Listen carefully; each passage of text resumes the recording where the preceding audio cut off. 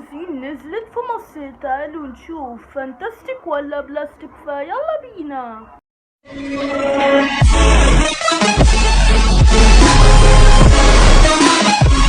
وانتوا حبايب قلبي، ازيكم يا جدعان؟ عاملين ايه؟ كله تمام ان شاء الله، بيكون كله تمام جدا.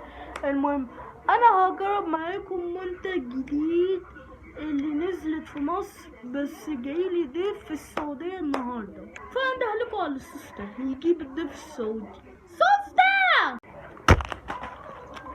كمان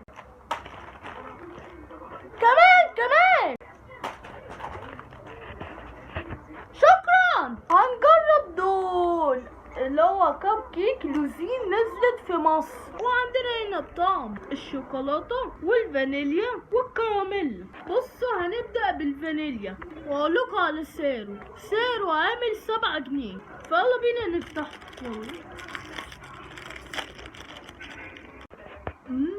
ريحة الفانيليا عالية قوي. بص ده شكله كب كيك ده، تحس ان كأنه بيطلع في الافلام، حاجة سيمترية مظبوطة بالشعر. بس يا ترى يطلع بطعم ايه بقى؟ مفيش فيلينج او حشو فانيليا ولا ينحنى وقت تذوقه. بسم الله.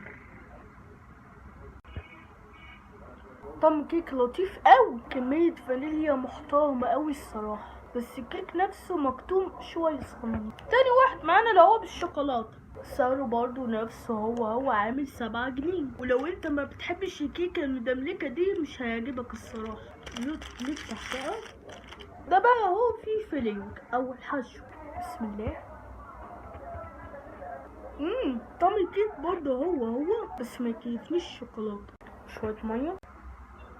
ندخل بقى على الكراميل، واخر حاجة سعرها هو عامل 7 جنيه. يلا بينا نفتح.